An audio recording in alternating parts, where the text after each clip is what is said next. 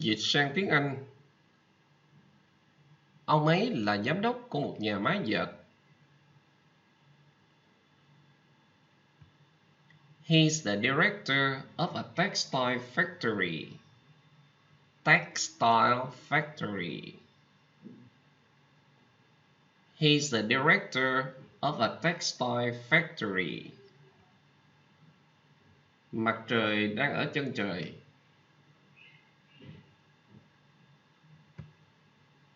The sun is on the horizon. On the horizon. The sun is on the horizon. Anh ấy đang nhận sự khích lệ lớn từ khán giả.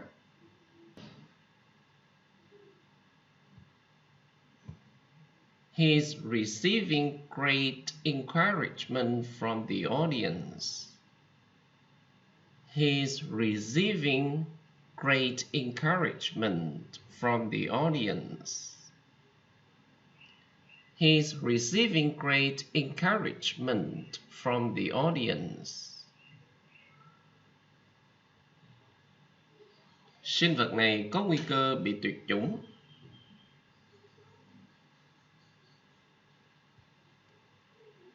This creature is in danger of extinction. Creature. Extinction. This creature is in danger of extinction.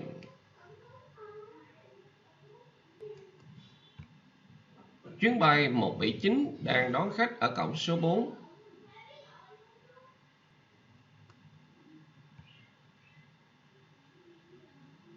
Flight 179 to New York is now boarding at gate 4. Flight 179 to New York is now boarding at gate 4. Flight 179 to New York is now boarding at gate 4. Đừng lăn xăng, không có gì phải lo cả.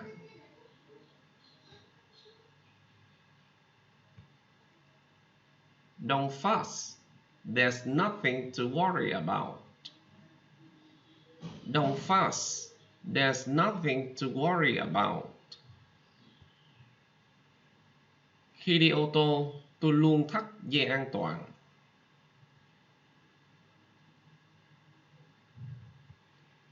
When I ride in a car, I always fasten my seatbelt.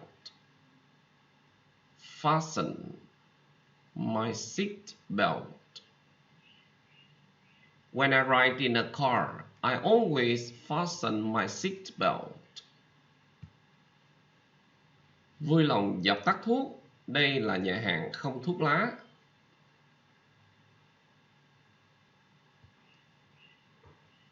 Please put out your cigarette. This is a non-smoking restaurant. Please put out your cigarette. This is a non-smoking restaurant.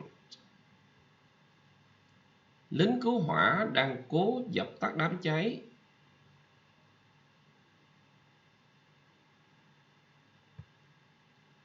The firefighters are trying to extinguish the fire.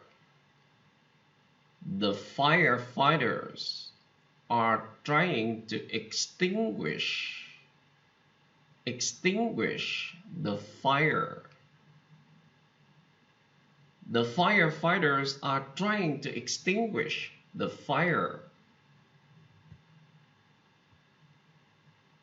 Thái Lan là quốc gia có chế độ quân chủ lập hiến.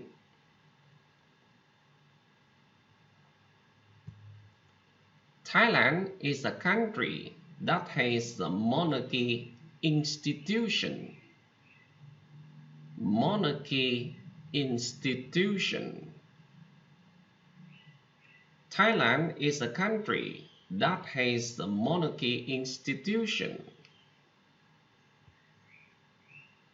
Tôi cần cái gì đó để ngậm khi máy bay đang đáp xuống. I need something to suck while the plane's coming down. I need something to suck while the plane's coming down. Suck. Anh đến đây công tác hay đi chơi?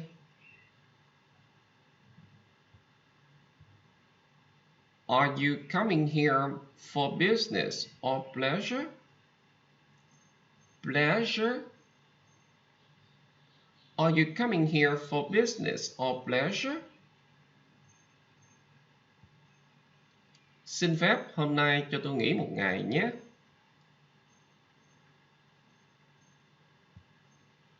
May I have a day off today? May I have a day off today? Những gì anh nói nãy giờ làm tôi rối mù. What he said so far has confused me. What he said so far has confused me. Make me confused. Anh có cay cú lời nhận xét của cô ấy không?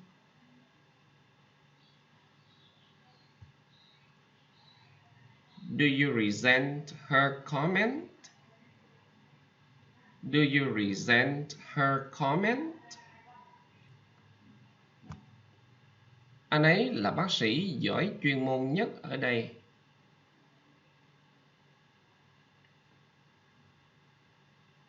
He's the best qualified doctor here. He's the best qualified doctor here. The best qualified doctor. Ngay khi biết mình thi đậu, tôi cảm thấy hết sức nhẹ nhõm.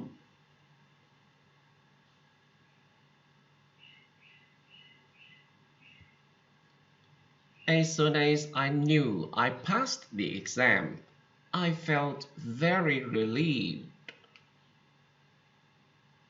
As soon as I knew I passed the exam, I felt very relieved. Tôi gọi cô ấy, nhưng cô ấy giả vờ không nghe. I called her, but she pretended not to hear. I called her, but she pretended not to hear.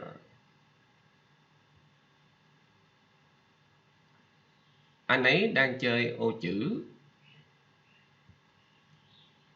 He's doing crossword puzzles. He's doing crossword puzzles. Đây là màn hình cảm ứng, vì thế anh chỉ cần sử dụng ngón tay thôi.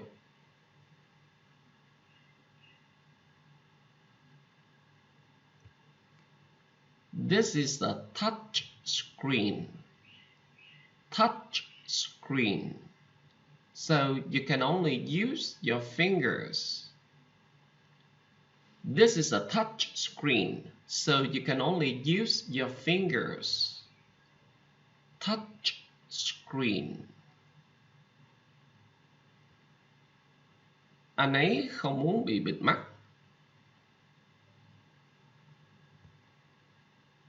He doesn't want to be blindfolded. He doesn't want to be blindfolded.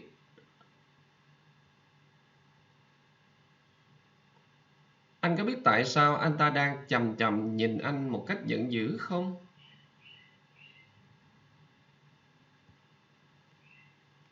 Do you know why he's staring at you furiously? Do you know why he's staring at you furiously? Anh ấy bị té ngựa nhiều lần. He's fallen off the horse many times. Fallen off the horse. He's fallen off the horse many times.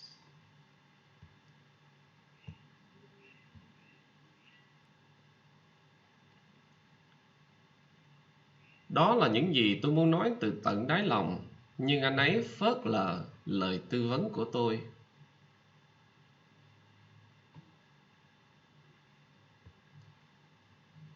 That was what I wanted to say from the bottom of my heart, but he ignored my recommendation.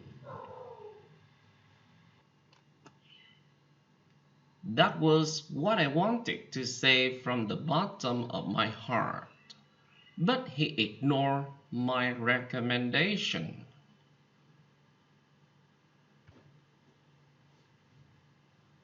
Đây là lần đầu tiên cô ấy gặp anh. Anh nên tạo ấn tượng tốt cho cô ấy, vì ấn tượng ban đầu lúc nào cũng quan trọng.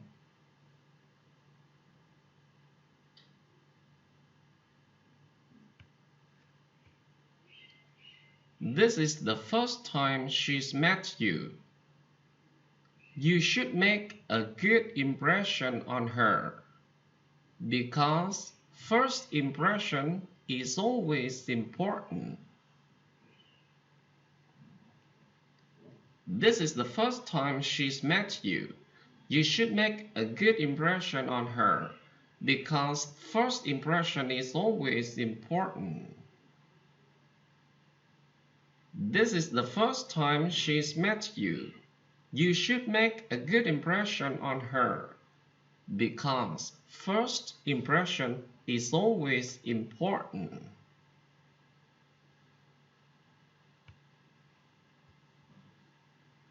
Đôi giày này rất bền. These shoes are very durable. These shoes are very durable. Last very long. Đường băng này không đủ dài cho máy bay Boeing.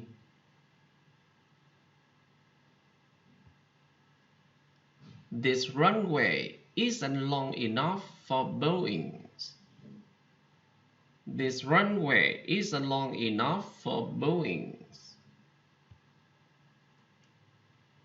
Tôi có đủ bằng chứng để kiện anh ấy, nhưng tôi không muốn làm lớn chuyện.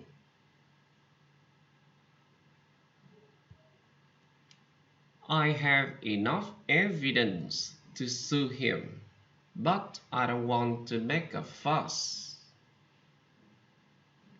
I have enough evidence to sue him. Evidence to sue him, but I don't want to make a fuss. Họ cưới nhau không hôn thú.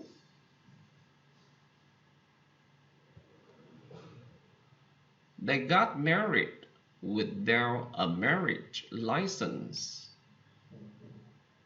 They got married without a marriage license. Marriage license. Anh ấy là một ví dụ điển hình. He's a typical example. A typical example. He's a typical example. Khi tôi bảo anh ấy làm một cái gì đó, anh ấy luôn làm ngược lại. When I ask him to do something, he always does the opposite. When I ask him to do something, he always does the opposite.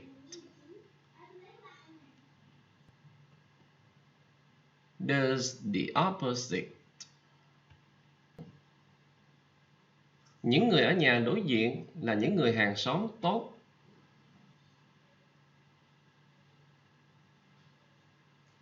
The people in the house opposite are good neighbors.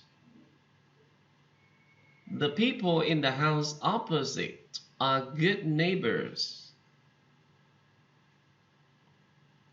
So với những ngôi nhà khác ở khu phố này, nhà của cô ấy đẹp nhất.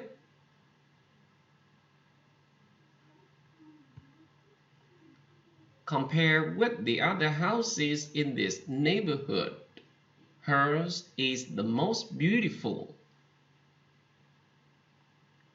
Compared with the other houses in this neighborhood, hers is the most beautiful.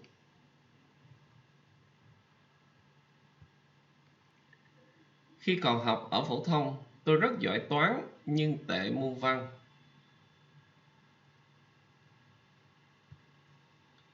When I was in high school, I was good at math but bad at literature.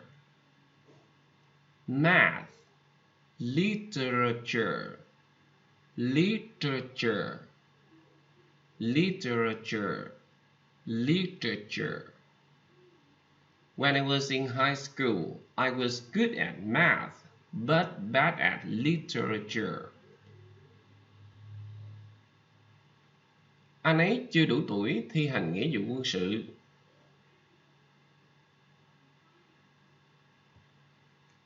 He isn't old enough to do military service. Military service. He isn't enough to do military service.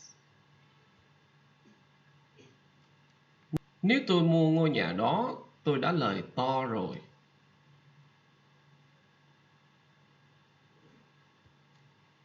If I had bought that house, I would have got a big profit. Got a big profit. If I had bought that house, I would have got a big profit. Profit. Ông ấy bị ám sát khi đang đọc diễn văn.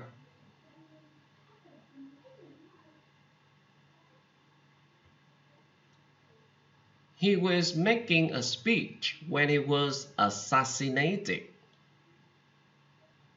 He was making a speech when he was assassinated. Assassinated. Tôi cảm thấy căng thẳng và hồi hộp trước khi nói trước đám đông.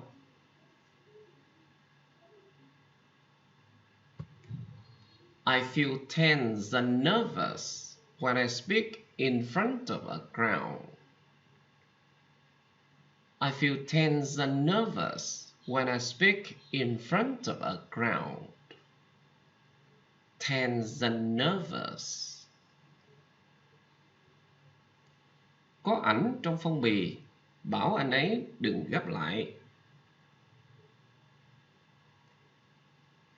There's a photo in the envelope. Ask him not to fold it. There's a photo in the envelope. Ask him not to fold it. Tôi không phải là đầy tớ của anh. Tôi có sự nghiệp riêng của mình.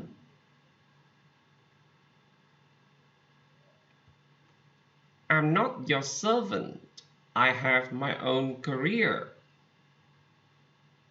I'm not your servant. I have my own career. Servant. My own career. Tôi đã và đang cố gắng thuyết phục cô ấy bỏ công việc đó.